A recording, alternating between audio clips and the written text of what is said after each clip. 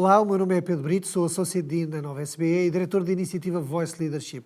Esta iniciativa pretende apoiar pequenas e médias empresas a tornarem-se mais competitivas através da aquisição de conhecimento e promovendo também o acesso a uma rede de contactos relevantes para apoiar o seu crescimento. Para além do programa formativo presencial, a iniciativa conta também com conteúdos complementares online que pretendem explorar temas mais específicos do interesse das PMEs. Hoje temos connosco Paula Costa, empreendedora de impacto social positivo e mentora de Working Moms desde 2019. Conta com uma experiência de mais de 10 anos em empresas e viveu várias mudanças de carreira. Uma das suas áreas de especialização é o desenvolvimento humano com foco na conciliação da vida pessoal, familiar e profissional, e hoje terei a oportunidade de entrevistar para falarmos de caos e crise. Bem-vinda, Paula, a este podcast do Voice Leadership. É um prazer ter-te aqui uma vez mais connosco como mentora. O privilégio é meu. Muito obrigada, Pedro. Ouvimos muitas vezes, agora falando aqui do tema do caos e da crise, ouvimos muitas vezes notícias pelo mundo de caos, de crises, nas notícias, nos jornais. Como é que um líder consegue absorver e lidar com toda essa informação que parece que é sempre negativa naquilo que são as suas atribuições enquanto líder numa organização? Oi, Pedro. O que eu sinto é que nós temos que começar a falar mais e a refletir em conjunto esta noção do que é caos e o que é crise, não é? Pegando um bocadinho nesta noção de tempo muito recente, nós estamos a viver aquilo que já se começa a falar de pós-pandemia, mas a verdade é que para algumas pessoas ainda estão a viver essa pandemia interna, não é? Qual é este momento de o que é que aconteceu, o que é que estavam vedados de recursos e quando aconteceu isso nós víamos muito na comunicação social números e até incentivos financeiros e apoios financeiros e de repente nós temos ainda pessoas a viver as suas situações de crise e de caos que acabam por estar um pouco isoladas. Nesse sentido, o que eu gosto de trazer, e eu acho que é esta a noção do que é a conciliação dos nossos desafios internos, é fazermos a nossa própria pergunta, não é? Qual é o momento que eu estou a viver? Eu estou a viver uma crise e o que é esse conceito de crise para mim, para o meu negócio, não é? Para aquilo que é o meu contexto e depois fazer esse paralelismo com aquilo que é o contexto nacional e depois aquilo que é o contexto internacional. Fazer esta separação vamos lhe chamar até que de campos, é essencial para o líder, porque consegue fazer esta blindagem, se pudermos utilizar esta palavra, esta blindagem do que é aquilo que está a acontecer comigo e é possível e o que está a acontecer no contexto internacional para haver uma influência positiva. Existe uma frase, não é, que é comum e popular, que em tempos de crise há quem chore e há quem venda lenços. E eu acho que é um bocadinho por aí que eu queria trazer este exemplo, que é quem estiver com as suas competências preparadas para podermos vender os lenços, vai ter os lenços para si próprios, vai poder estar disponível para dar esses lenços, seja aqui no formato simbólico do que for o produto ou o serviço que está a vender, para quem está a precisar, e as pessoas que estão do outro lado serão os liderados, serão as pessoas que vão estar até atrasadas para aquilo que serão as soluções necessárias. Então é esta ideia de pensarmos um bocadinho de como é que o contexto externo e o contexto interno conseguem se cruzar de forma positiva. E como é que achas que os líderes podem estar mais preparados para ter essa consciência das oportunidades que a crise pode trazer, estar preparados para fazer essa ligação entre a componente externa e a componente interna do seu negócio? Okay. Eu traria 2 pontos essenciais naquilo que tem sido a minha experiência profissional de mudança de carreira, mas também as minhas vivências pessoais, não é? Com mudanças de carreiras tendo filhos, mudanças de carreiras com o falecimento do meu pai, mudanças de carreiras em que as coisas acontecem ao mesmo tempo. Então eu diria 2 situações. Uma, esta apetência emocional da nossa autorregulação. Como é que nós fazemos esta autorregulação? Que muitas das vezes, e em várias gerações diferentes, nós achamos que é dom, que algumas pessoas têm e outras não têm. E não é necessariamente. Pode ser uma competência quase que técnica que nós podemos ir buscar. Deixo aqui talvez esta possibilidade de um livro que eu acho que é muito interessante, da inteligência emocional. Há vários autores, eu diria o tema, eu acho que é importante às vezes deixarmos o tema mais do que um livro em específico, mas depois posso deixar algumas referências para o escrito. A inteligência emocional é importante para nós percebermos se no momento de tristeza, no momento de raiva, como é que nós podemos fazer com que as coisas se mantenham ecológicas, não é? Então, esta parte seria o primeiro campo da inteligência emocional, da autorregulação. E a segunda parte, eu gostaria também de trazer aqui esta noção de visão. não é? O que é que eu quero? Eu tenho mesmo noção de para onde é que eu vou? Porque muitas das pessoas que estão na parte da crise acabam por ter os seus negócios, as suas decisões muito toldadas pelo que o externo diz. Quando nós temos a noção de onde é que queremos ir exatamente, temos noção do próximo passo. Então esse próximo passo pode ser aquilo que é entrar em ação no momento de crise. Eu diria que estas duas grandes pilares, e podes-me perguntar, não é, Pedro, mas como é que eu me preparo para isto? É ficando literalmente mais à vontade com o conceito de crise. Eu sinto que nós nos preparamos muito para começar, quando começamos um projeto, quando queremos ir buscar novos conhecimentos, mesmo agora aqui no Voice, não é? Temos muitas competências técnicas, temos uma equipa enorme, vamos ter mentores para isso, mas depois para acabar projetos, para fazer mudanças, para falhamos sozinhos. E aí nós ficarmos à vontade com o conceito de se eu falhar, eu falho com quem? Se eu falhar, eu falho como? É a forma de preparação enquanto líder. E como é que isso se faz? Eu acho que é um ponto super relevante porque nós temos uma cultura de que não podemos falhar, até porque isto não é os Estados Unidos, não é? Quando eu falho nos Estados Unidos, mudo de Estado. Aqui não dá, mudas de país, não é? Não dá para mudar de geografia e esconderes o teu falhanço. Há ainda um bocadinho essa crença de falhar. Como é que as pessoas podem ficar mais à vontade não só com o falhar, mas com uma coisa que tu disseste, que é como é que eu posso ficar mais à vontade com a crise? Nós temos vindo a assistir cada vez mais cisnes negros, não é? Pandemia, uma guerra na Ucrânia, crises económicas, em períodos cada vez mais curtos. Portanto, a próxima crise vai aparecer, seguramente. É mais uma.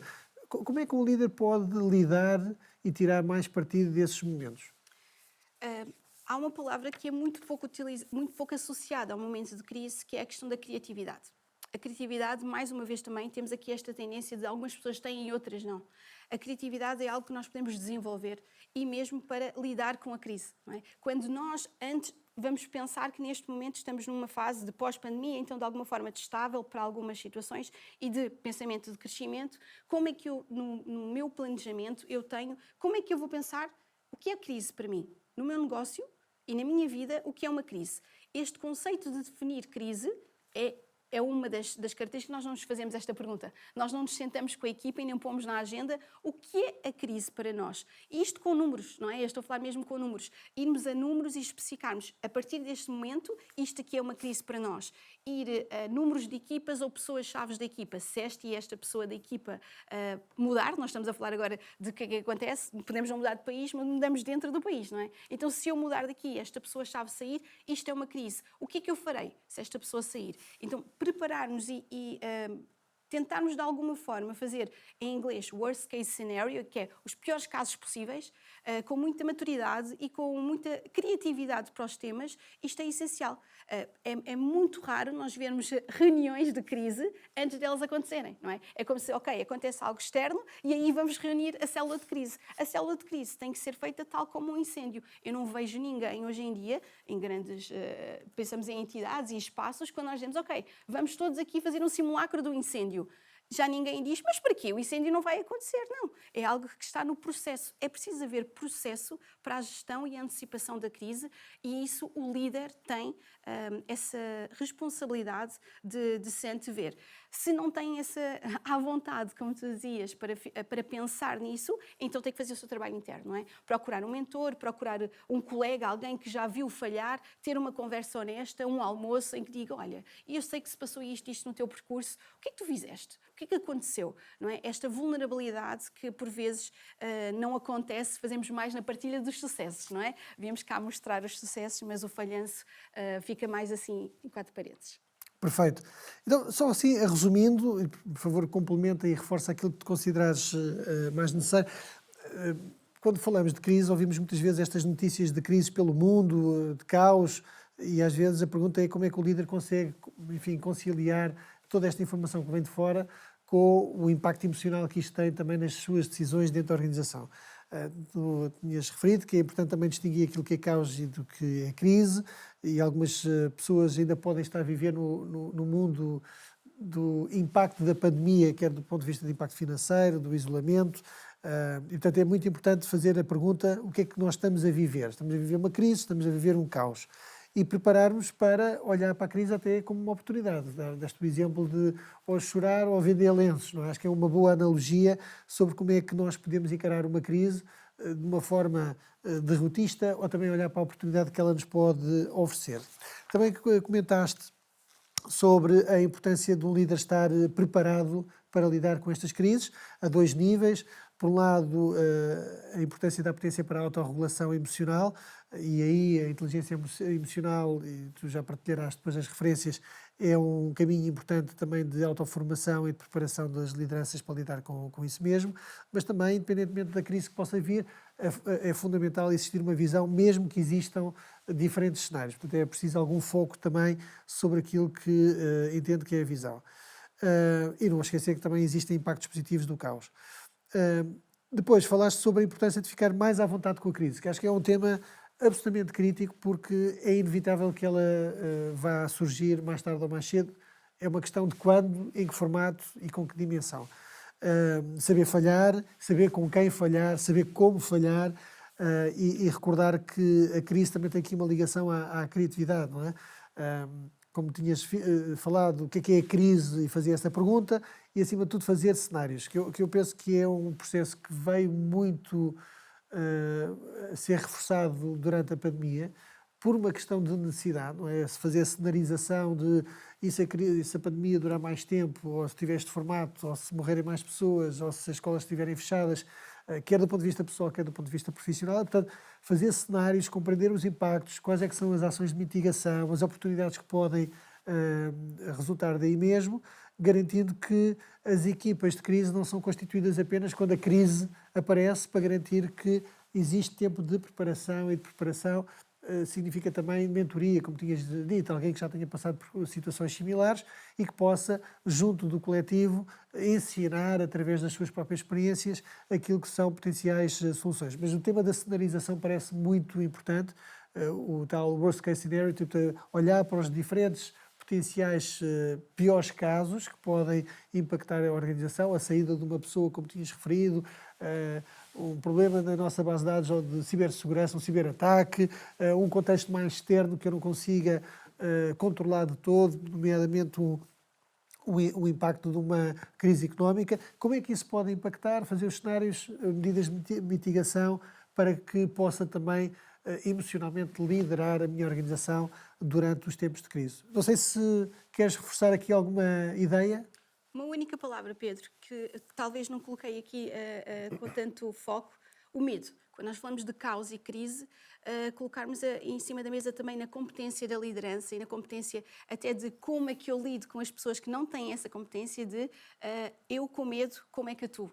Não é? Sempre que nós pensamos em caos e crise, é o que está por ali no denominador comum é o medo. Então, sabermos atuar enquanto líderes no medo vai ser a diferença para aquelas empresas que vão conseguir continuar com sucesso ou aquelas que vão ficar pelo caminho. Mas achas que os líderes não devem ter medo? Não, acho que os líderes têm que saber gerir e saber lidar com o medo, porque o medo é uma emoção humana que, independentemente de ser líder, liderado, homem, mulher, criança ou um sénior com mais maturidade, o medo vai estar lá. Então é como é que nós fazemos as coisas com o medo mesmo. É mais por aí. Muito obrigado. É um prazer sempre ter-te aqui. Paula, espero ver-te em breve aqui no podcast do Voice Leadership, e até breve. Obrigada. Obrigado.